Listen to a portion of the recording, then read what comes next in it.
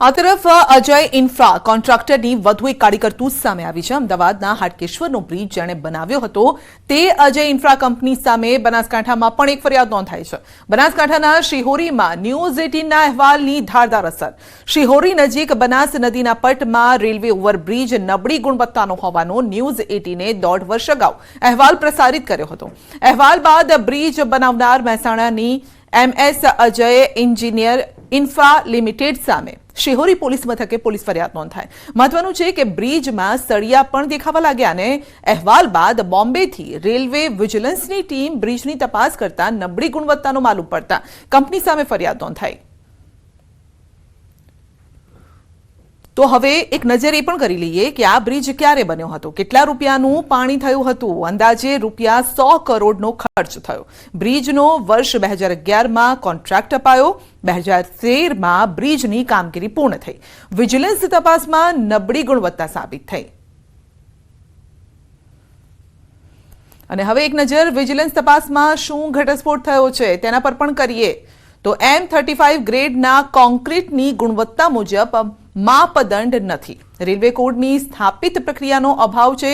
બ્રિજની ઊંડાઈ 12.3 મીટરના બદલે 10 મીટર કોન્ટ્રાક્ટ એગ્રીમેન્ટનું ઉલ્લંઘન કર્યું છે।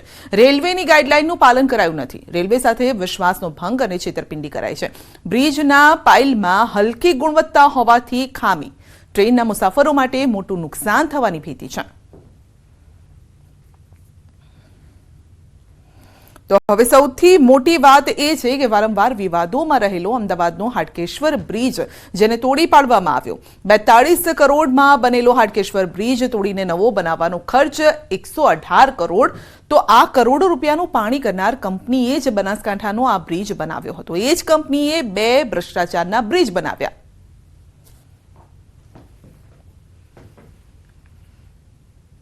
જામનગરના બચુનગર વિસ્તારમાં 12 જેટલા બાંધકામો પર મહાનગરપાલિકાનું બુલડોઝર ફરી વળ્યું છે।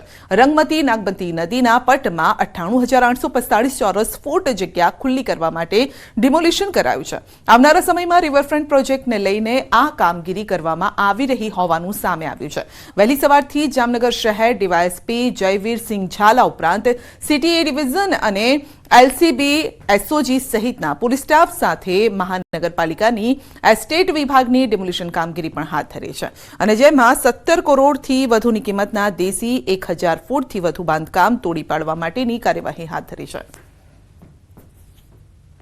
દ્વારકા બાદ ફરી એકવાર જામનગરમાં દાદાનું બુલડોઝર ચાલ્યું છે અને જામનગરની ઐતિહાસિક રંગમતી નાગમતી નદીના પટમાં જે ગેરકાયદેસર બાંધકામો હતા તેને દૂર કરવા માટે ડિમોલેશન કાર્યવાહી શરૂ કરવામાં આવી છે। જે પ્રકારના દ્રશ્યો આપ જોઈ રહ્યા છો, હાલ જે નદીના પટ વિસ્તારમાં બચુનગર જે વિસ્તાર કહેવાય છે, આ વિસ્તારમાં અનધિકૃત 98,000 ચોરસ ફૂટથી વધુ જે વિસ્તાર હતો એમાં ડિમોલેશન કામગીરી છે તે હાથ ધરવામાં આવી છે। દીક્ષિત છે, એમની સાથે વાત કરીશું। શું કહેશો સાહેબ, કયા પ્રકારની કામગીરીને કેટલું બાંધકામ ખુલ્લું કરવા માટે કવાયત? આજરોજ જામનગર મહાનગરપાલિકા જામનગરની એસ્ટેટ શાખાની ટીમ, લાઇટ શાખાની ટીમ દ્વારા નદીના પટમાં વિસ્તારમાં ખાસ કરીને સુભાષ બ્રિજની નીચે જે ગેરકાયદેસર રીતે એમાં મકાન બનાવેલા હતા એમાં 98,845 ફૂટ જેવી જગ્યા ઉપર ગેરકાયદેસર રીતે દબાણ કરવામાં આવેલ હતો, જેના ઉપર 54,045 ફૂટ જેવો ગેરકાયદેસર બાંધકામ કરવામાં આવેલ હતો। એના ઉપર દૂર કરવાની કાર્યવાહી અત્યારે ચાલુ જ છે। 12 મકાનનો જે ઇલીગલ કન્સ્ટ્રક્શન છે એના ઉપર 2 દિવસ 2ની અંદર એ દૂર કરી દેવામાં આવશે। બિન અધિકૃત જે બાંધકામ થયા હતા તેને દૂર કરવા માટે હાલ ડિમોલેશન શરૂ કરવામાં આવ્યું છે અને 2 દિવસ દરમિયાન આ બાંધકામો છે તે દૂર કરી દેવામાં આવશે। કિંજલ કારસરિયા, ન્યૂઝ 18 ગુજરાતી, જામનગર। બનાસકાંઠા વિભાજનનો નવસારીમાં વિરોધ। બનાસકાંઠા વાસીઓની નવસારીમાં રેલી, ધાનેરાને બનાસકાંઠા જિલ્લામાં રાખવા માટે માંગ। પ્લે કાર્ડમાં વિવિધ સૂત્રોચ્ચાર સાથે રેલી યોજાઈ છે। રેલી યોજી કલેક્ટરને આવેદનપત્ર આપ્યું છે। ધાનેરા તાલુકાને બનાસકાંઠામાં જ રાખવાની માંગ સાથે કલેક્ટરને આવેદનપત્ર આપવામાં આવ્યું છે। સુરતમાં ખોટા પ્રમાણપત્રો રજૂ કરી આરટીઈમાં પ્રવેશ મેળવનાર વાલીઓ સામે નોંધાશે ગુનો। જિલ્લા શિક્ષણ અધિકારીએ 68 વાલીઓ સામે ફોજદારી ગુનો દાખલ કરવા સૂચન આપ્યું છે। જો કે ચાલુ વર્ષે વિદ્યાર્થીઓના અભ્યાસ પર અસર ન થાય તેનું ધ્યાન રખાશે અને કેટલાક વાલીઓએ ઓછી આવકના ખોટા પ્રમાણ પત્રો રજૂ કર્યા હતા, જે 68માંથી 32 વાલીઓને ડીઓ કચેરીએ બોલાવાયા છે, જેને સાંભળવામાં આવશે અને જરૂર જણાશે તો વાલીઓ સામે ફોજદારી ગુનો દાખલ કરવાની સૂચના અપાઈ છે. વાલીઓએ આવકના ખોટા પુરાવા રજૂ કરી અને પ્રવેશ મેળવેલ છે તે વાલી વિરુદ્ધમાં પોલીસ ફરિયાદ દાખલ કરવા માટે શાળાના આચાર્યને અધિકૃત કરવામાં આવ્યા છે. હાલ 100 જેટલા એડમિશન કચેરી દ્વારા રદ કરવામાં આવ્યા છે. એ પૈકી 68 જેટલા વાલીઓની વિરુદ્ધમાં આચાર્યને અધિકૃત કરી પોલીસ ફરિયાદ દાખલ કરવા માટે એને અધિકૃત કરી દેવામાં આવ્યા છે. સુરતના ગોડાદરામાં આદર્શ પબ્લિક સ્કૂલની વિદ્યાર્થીનીના આપઘાતને લઈને જિલ્લા શિક્ષણ અધિકારીએ તપાસ શરૂ કરી છે.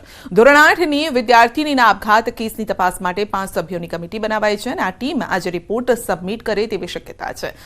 જો કોઈ વાંધો જણાશે તો શાળા સામે કાર્યવાહી કરાશે અને સાથે જ ફીની ઉઘરાણી મુદ્દે પણ સુરત શહેર અને જિલ્લાની તમામ શાળાઓને સૂચના આપવામાં આવી છે. ફી બાબતે વિદ્યાર્થીઓને ટોર્ચર ન કરવા અને સીધા જ વાલીઓ સાથે સંપર્ક કરવા ડીઓએ સૂચના આપી છે.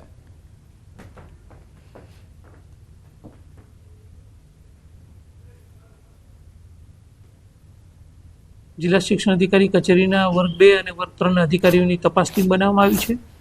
એમણે સંચાલકના, આચાર્યના, શિક્ષકોના અને વિદ્યાર્થીની સાથે ભણતા અન્ય વિદ્યાર્થીઓના નિવેદનો લીધા છે.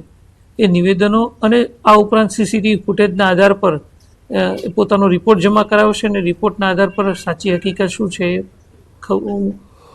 આવશે. પછી શાળા સંચાલક મંડળ એમાં જવાબદાર હશે તો શાળા સંચાલક મંડળની વિરુદ્ધમાં પણ કાર્યવાહી કરવામાં આવશે.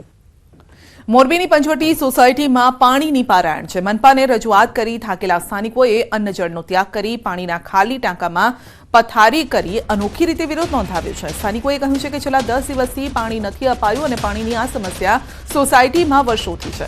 રોષે ભરાયેલા રહીશોએ કહ્યું છે કે અમારી સમસ્યાનું નિરાકરણ નહીં, મનપા કચેરીએ સહપરિવાર જઈને ધામા નાખીશું, ત્યાં વસવાટ કરીશું અને ત્યારે ખાલી ટાંકીનો આ વિરોધ લોકોમાં ચર્ચાનો વિષય બન્યો છે.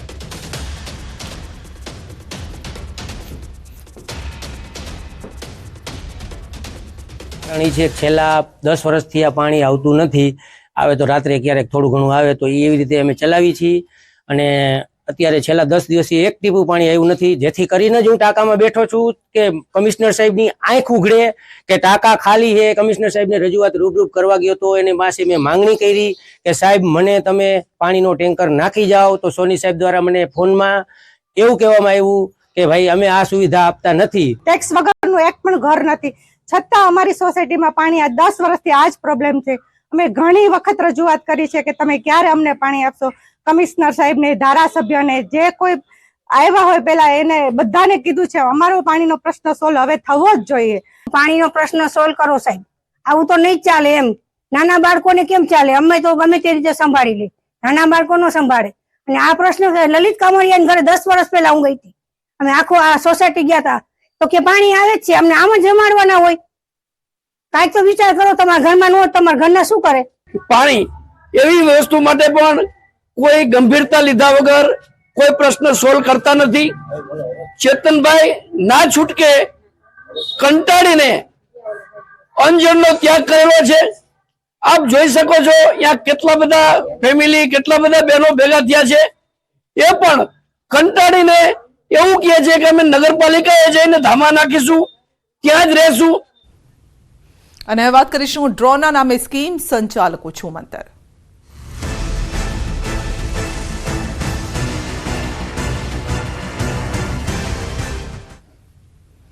આખરે વિવાદો વચ્ચે યોજાયો ડ્રો, મચી ગઈ નાસભાગ. પોલીસ એલર્ટ થતા આયોજકો બદલી રહ્યા છે સ્થળ.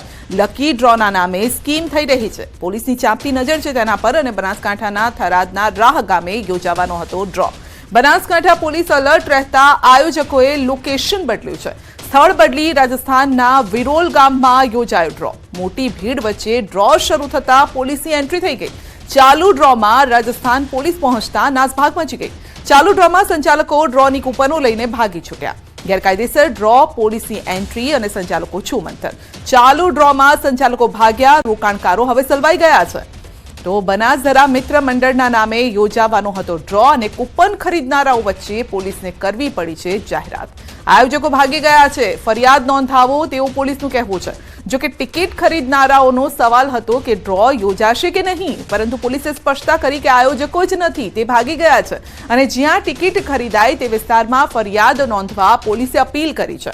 અગાઉ થરાદના રાહ ગામે આ ડ્રો યોજાવાનો હતો, પરંતુ બનાસકાંઠા પોલીસની ભીંસ વધતા પાડોશી રાજ્ય રાજસ્થાનના સરહદ પરના સાચો તાલુકાના વિરોલ ગામમાં આ ડ્રો યોજવાનું પ્લાનિંગ કરાયું.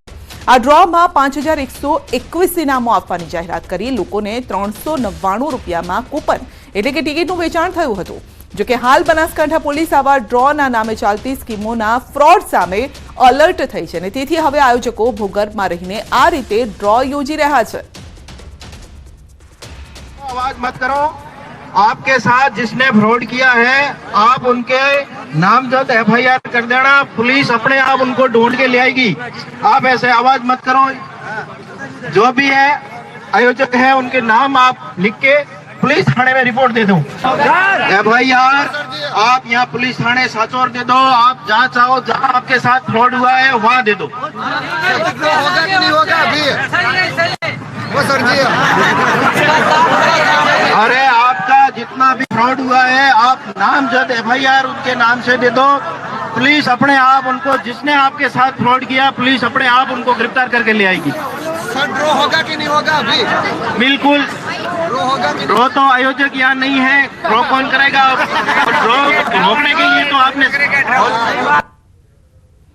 દુષ્કૃત્યની કોશિશ કરનાર દાનવ દબોચાયો છે. 1.5 વર્ષની બાળકીને મનોવિકૃત ખેંચી ગયો હતો. સુરતમાં લીંબાત વિસ્તારની આ ઘટના છે. બાળકને પણ લઈ જવાની કોશિશ કરી હતી અને ગાર્ડનમાં રમતી બાળકીને લઈ જવાનો પ્રયાસ કર્યો હતો. બાળકીની માતા સમયસર આવી જતા બાળકી બચી. યુવકને ટોળાએ બરાબરનો મેથી પાક આપ્યો. લીંબાયત પોલીસે આરોપીની ધરપકડ કરીને અપહરણ, છેડતી અને પોક્સોની કલમ નોંધી આગળની કાર્યવાહી હાથ ધરી. તો 1.5 વર્ષની બાળકીને ખેંચી જવાનો પ્રયત્ન કર્યો હતો. આ અંગે વધુ અપડેટ મેળવીશું સંવાદદાતા કીર્તેશ પાસેથી. જી કીર્તેશ, આ વ્યક્તિને દબોચી લેવાયો છે. બિલકુલ સંધ્યા, સુરતના લિંબાયત વિસ્તારની ઘટના છે જ્યાં માનસિક રીતે વિકૃત વ્યક્તિ ગાર્ડનની અંદર 1.5 વર્ષની બાળકીને ખેંચીને લઈ જવાનો પ્રયાસ કર્યો હતો. ઔદ્યોગિક નગરી છે ત્યાં છેડતી અને દુષ્કર્મની સતત ફરિયાદો સામે આવી રહી છે. ત્યારે બાળકીની છેડતી કરનાર એક વ્યક્તિને લોકોએ ઝડપી પાડી બરાબરનો મેથી પાક આપી પોલીસના હવાલે કર્યો હતો. જોકે સમગ્ર ઘટનામાં યુવકને માર મારવા સાથે હંગામાના વિડીયો સામે આવ્યા છે. પોલીસે આરોપીની ધરપકડ કરી તેના વિરુદ્ધ કાયદેસરની કાર્યવાહી કરવામાં આવી છે. ખાસ કરીને આ યુવક વિરુદ્ધ અપહરણ, છેડતી અને પોક્સો હેઠળનો ગુનો દાખલ કરી વધુ તપાસ શરૂ કરી છે. જી, આપનો આભાર.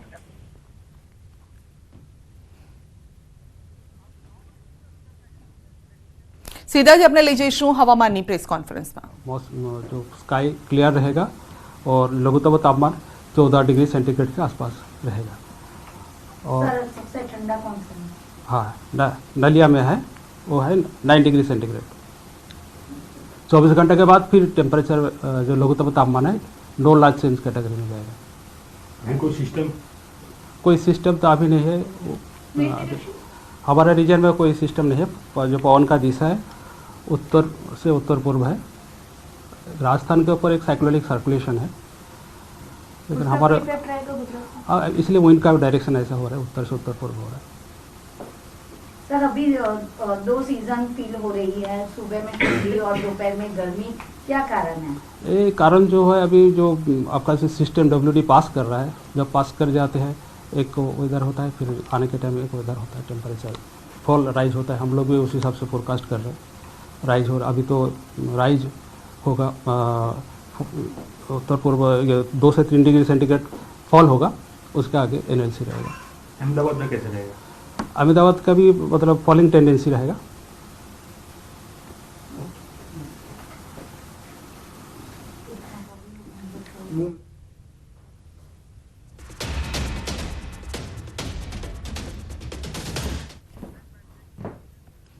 બુલેટિનમાં આગળ વધીશું નાનકડા બ્રેક બાદ.